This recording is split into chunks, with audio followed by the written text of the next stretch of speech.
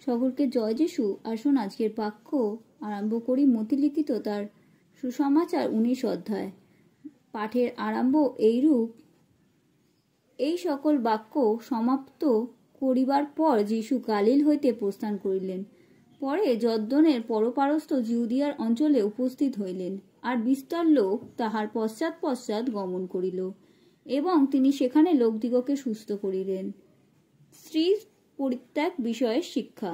আর ফরিসীরা তাহার নিকটে আসিয়া পরীক্ষাভাবে তাহাকে জিজ্ঞাসা করিল যে সে কারণে কি আপন স্ত্রীকে পরিত্যাগ করা বিধেয়।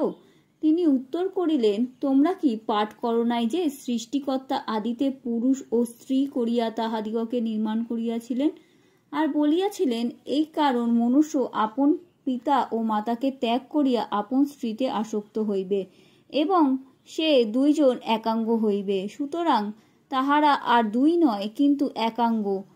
অতএব ঈশ্বর যাহার যোগ করিয়া দিয়েছেন, মনুষ্য তাহার বিয়োগ না করুক। তাহারা তাহাকে কহিল, তবে মসি কেন ত্যাগপত্র দিয়া পরিত্যাগ করিবার বিধি দিয়েছেন?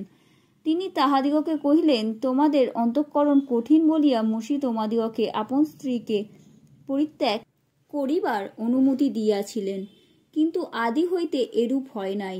আর আমি তোমাদিগকে কহিতেছি, ব্যভিচার দোষ ব্যতিরেকে যে কেউ আপন স্ত্রীকে পরিত্যাগ করিয়া অন্যকে বিবাহ করে, সে ব্যভিচার করে, এবং যে কেউ সেই পরিত্যক্তা স্ত্রীকে বিবাহ করে, সেও ব্যভিচার করে। শিষ্যেরা তাহাকে কহিলেন, যদি আপন স্ত্রীর সঙ্গে পুরুষের এরূপ সম্বন্ধ হয়, তবে বিবাহ করা ভালো নয়।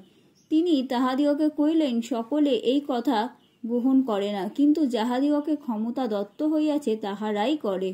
কারণ এমন নপুংসক আছে যাহারা মাতার উদর হইতে সেইরূপ হইয়া জন্মিয়াছে, আর এমন নপুংসক আছে যাহাদিগকে মানুষে নপুংসক করিয়াছে, আর এমন নপুংসক আছে যাহারা স্বর্গরাজ্যের নিমিত্তে আপনাদিগকে নপুংসক করিয়াছে। যে গ্রহণ করিতে পারে সে গ্রহণ করুক। শিশুদের বিষয়ে শিক্ষা। তখন কতগুলি শিশু তাহার নিকটে আনিত হইল, যেন তিনি তাহাদের ওপরে হস্তার্পণ করেন ও প্রার্থনা করেন। তাহাতে শিষ্যেরা তাহাদিগকে ভৎসনা করিলেন। কিন্তু যিশু কহিলেন, শিশুদিগকে আমার নিকটে আসিতে দাও, বারণ করিও না, কেননা স্বর্গরাজ্য এই মতো লোকেদেরই। পরে তিনি তাহাদের ওপরে হস্তার্পণ করিয়া সেখান হইতে চলিয়া গেলেন। ধন সম্বন্ধে শিক্ষা। মজুদদের দৃষ্টান্ত। আর দেখো, এক ব্যক্তি আসিয়া তাহাকে বলিল, হে গুরু, অত্যন্ত জীবন পাইবার জন্য আমি কিরূপ সৎকর্ম করিব? তিনি তাহাকে কহিলেন, আমাকে সতের বিষয়ে কেন জিজ্ঞাসা করছ?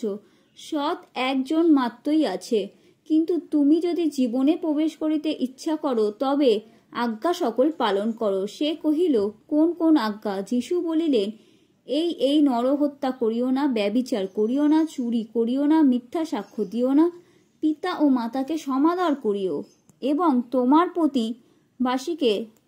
তোমার প্রতিবাসীকে আপনার মতো প্রেম করিও।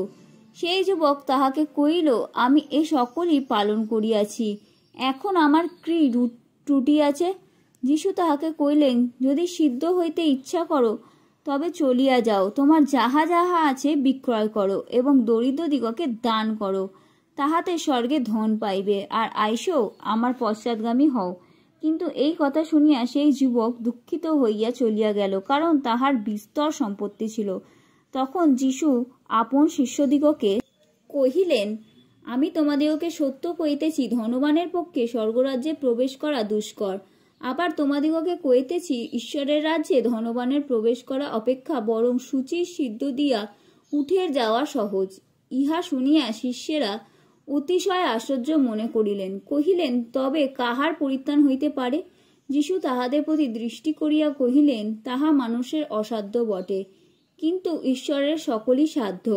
তখন পিতর উত্তর করিয়া তাহাকে কহিলেন, দেখুন, আমরা সমস্তই পরিত্যাগ করিয়া আপনার পশ্চাৎগামী হইয়াছি, আমরা তবে কি পাইব? যিশু তাহাদিগকে কহিলেন, আমি তোমাদিগকে সত্য কহিতেছি, তোমরা যতজন আমার পশ্চাৎগামী হইয়াছ, পুনঃসৃষ্টিকালে যখন মনুষ্যপুত্র আপন প্রতাপের সিংহাসনে বসিবে, তখন তোমরাও দ্বাদশ সিংহাসনে বসিয়া ইসরায়েলের দ্বাদশ বংশের বিচার করিবে। আর যে কোনো ব্যক্তি আমার নামের জন্য বাটি, কি ভাতা, কি ভগিনী, কি পিতা, কি মাতা, কি সন্তান, কি ক্ষেত্র পরিত্যাগ করিয়াছে সে তাহার শত গুণ পাইবে এবং অনন্ত জীবনের অধিকারী হইবে। কিন্তু যাহারা প্রথম এমন অনেক লোক শেষে পড়িবে এবং যাহারা শেষের এমন অনেক লোক প্রথম হইবে। আমেন।